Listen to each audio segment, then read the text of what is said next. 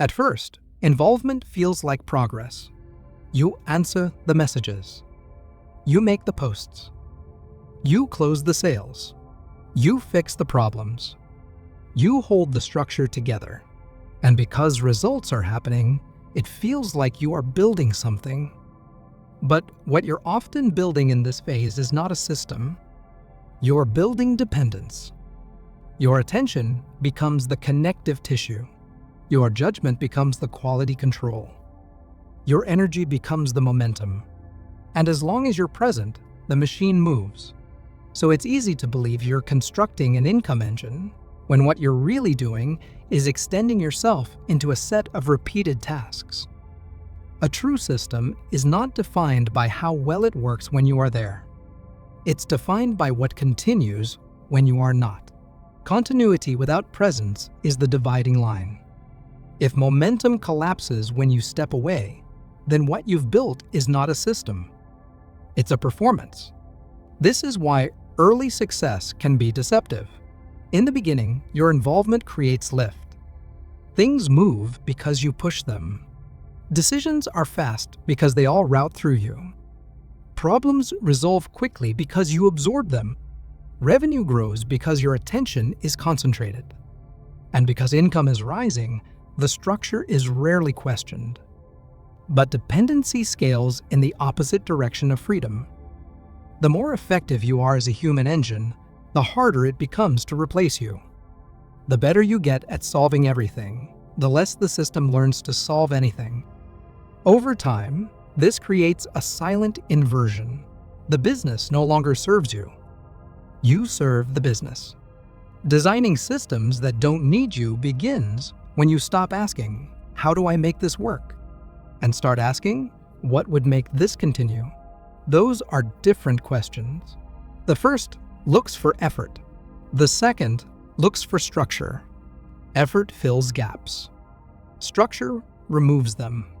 A system that doesn't need you is not one where you disappear. It's one where your presence is no longer required for stability. You can still guide it.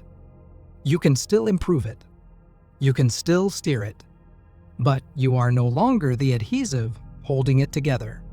This shift requires a different way of seeing your own actions. Instead of viewing what you do as productivity, you begin to view it as a temporary prosthetic. Every time you intervene, you're either training the system or replacing it.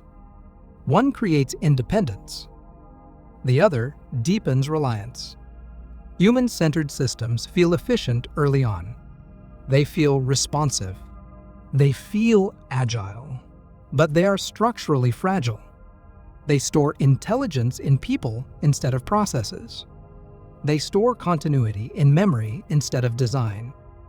They store quality in effort instead of feedback. When you step away from them, nothing compensates. There is no behavior loop, no automatic correction, no embedded handoff, no defined ownership. So entropy sets in. Standards drift. Bottlenecks appear.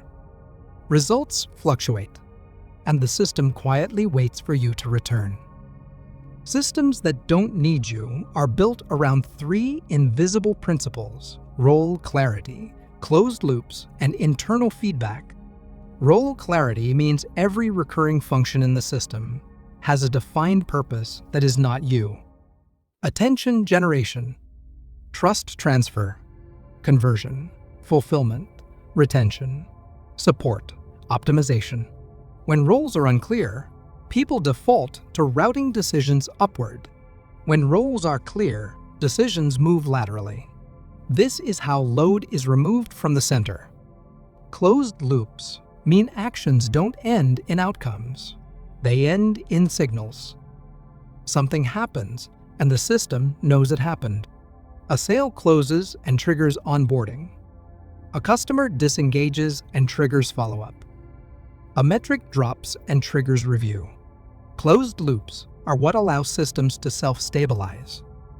Without them, nothing learns. Internal feedback means the system can see its own performance without you interpreting it. Numbers replace moods. Dashboards replace instinct. Trends replace anecdotes. When feedback is embedded, improvement becomes mechanical. When it's not, improvement remains personal. Early builders often confuse delegation with systemization. They move tasks off themselves, but they keep the structure human. They replace their hands, but not their presence. So every new person becomes another version of them, carrying pieces of a design that was never meant to live outside one mind. A system that doesn't need you is not built by moving work. It's built by redesigning how work moves. Instead of asking, who can do this?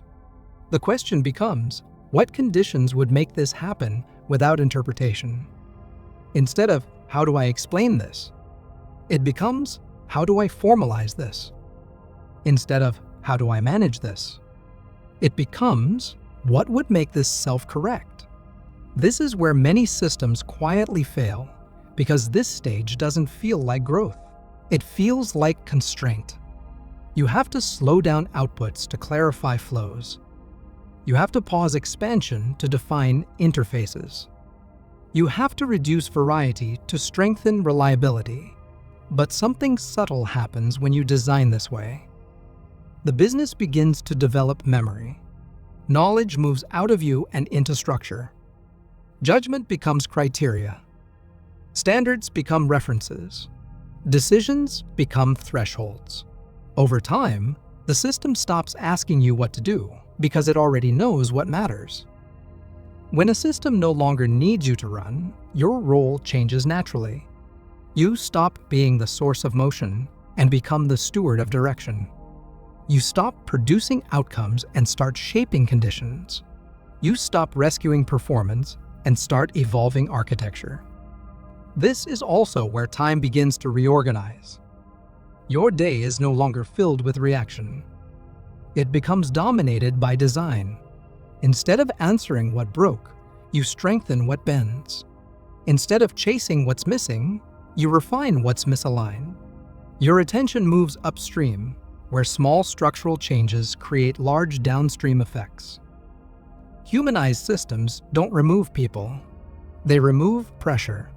They allow individuals to operate inside clarity instead of dependency. When a system doesn't need you, it doesn't mean it doesn't need humans. It means it no longer needs heroic ones. Heroics are expensive. They feel good. They look impressive. But they are signs of structural absence. Every time someone has to save the system has failed to protect itself.